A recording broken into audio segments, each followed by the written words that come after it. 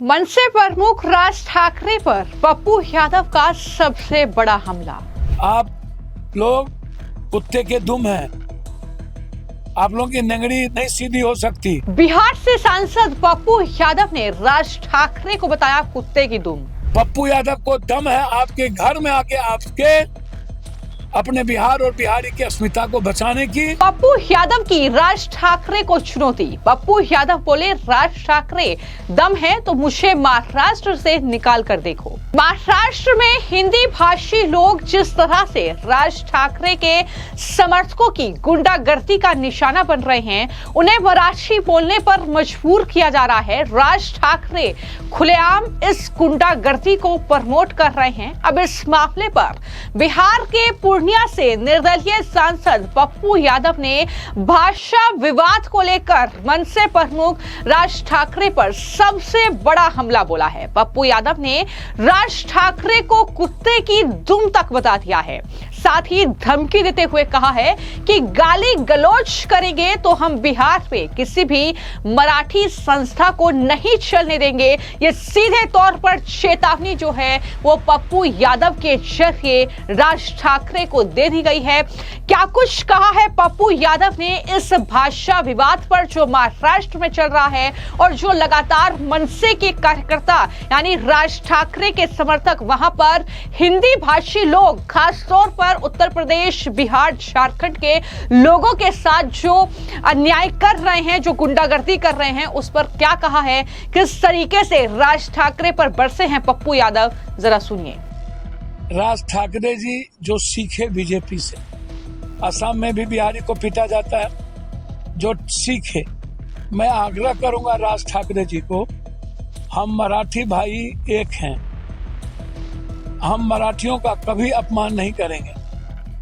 आप हिंदी या बिहार और झारखंड में रहने वाले, यूपी में रहने वाले लोगों का यदि आप अपमान करेंगे, गाली गलौज देंगे, तो हम कोई भी मराठी संस्था, मराठी व्यक्ति नहीं, कोई भी मराठी संस्था को हम बिहार में नहीं चलने देंगे, उसको बंद कर देंगे, चाहे वो बैंकिंग हो, चाहे मराठी कोई भी संस्था हो। और हमें लड़ने आता है राज ठाकरे जी, हम लड़ लेंगे आपसे।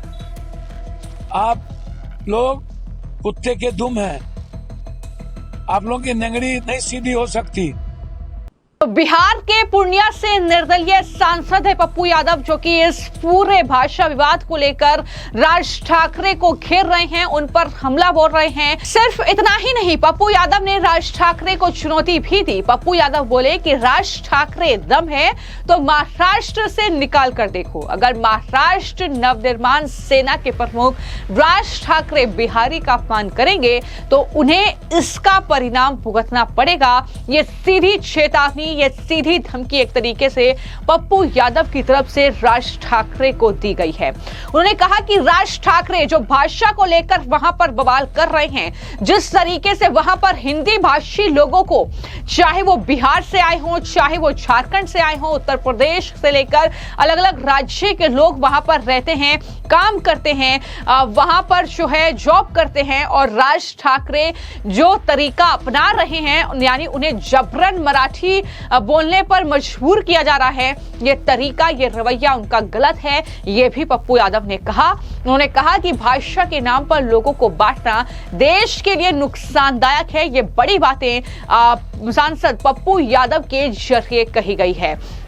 मैं आपको ये जानकारी दे दूं कि हाल ही में जो महाराष्ट्र में हमने तस्वीर देखी, जिस तरीके से सरकार के 3 लैंग्वेज पॉलिसी के खिलाफ, और इतना ही नहीं, वहां पर जिस तरीके से मनसे के कार्यकर्ता गुंडागर्दी कर रहे हैं हिंदी भाषी लोगों के साथ, उसके समर्थन में एक तरीके से एक विजय रैली का आयोजन किया गया, जिसमें राज ठाकरे और उद्धव ठाकरे दोनों चचेरे भाई एक साथ 20 साल बाद एक मंच पर दिखाई देते हैं और इस तरीके से खुलेआम गुंडागर्दी को प्रमोट करते हुए नजर आते हैं। राज ठाकरे अपने समर्थकों से ये कहते हैं कि आप थप्पड़ मारिए, आप मारपीट करिए, लेकिन उसका वीडियो मत बनाइए। इस तरीके के बयान हैं मनसे प्रमुख राज ठाकरे के अपने समर्थकों के लिए, और इस तरीके की लैंग्वेज का वो इस्तेमाल कर रहे हैं, जिसको लेकर लगातार गुस्सा जो है वो अलग अलग पार्टी के नेताओं का फूट रहा है राज ठाकरे के खिलाफ,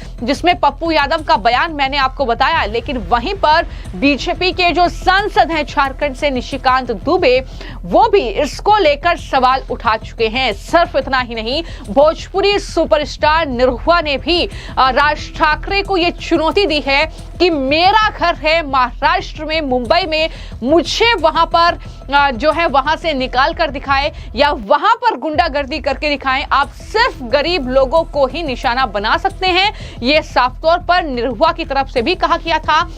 और यही बातें पप्पू यादव भी दोहरा रहे हैं। उन्होंने कहा कि हम मराठी भाइयों का हमेशा सम्मान करते हैं, हम कभी मराठी लोगों के खिलाफ नहीं थे और ना ही कभी होंगे, लेकिन अगर बिहार, यूपी या झारखंड के लोगों को बार बार अपमानित किया गया तो हम भी मजबूर होंगे बिहार में मराठी संस्थाओं पर सख्त रवैया अपनाने के लिए, ये भी उनकी तरफ से कहा गया है। और क्योंकि आने वाले वक्त में बीएमसी का चुनाव महाराष्ट्र में होगा, तो राज ठाकरे पर उन्होंने उस चुनाव को लेकर भी निशाना साधा और कहा कि आप हर बार नगर निगम चुनाव से पहले बिहारी लोगों को निशाना बनाते हैं, आपकी राजनीति सिर्फ नफरत फैलाने तक सीमित रह गई है। उन्होंने ये भी कहा कि आपकी स्थिति नहीं है कि आप मराठा के घर से निकलकर दुनिया देखें कि वो कैसी है, केवल आप कमजोर तबकों पर अपनी राजनीति चला रहे हैं। ये तमाम बातें पप्पू यादव लगातार बोल रहे हैं, लेकिन एक बार फिर से कुत्ते की दुम जो है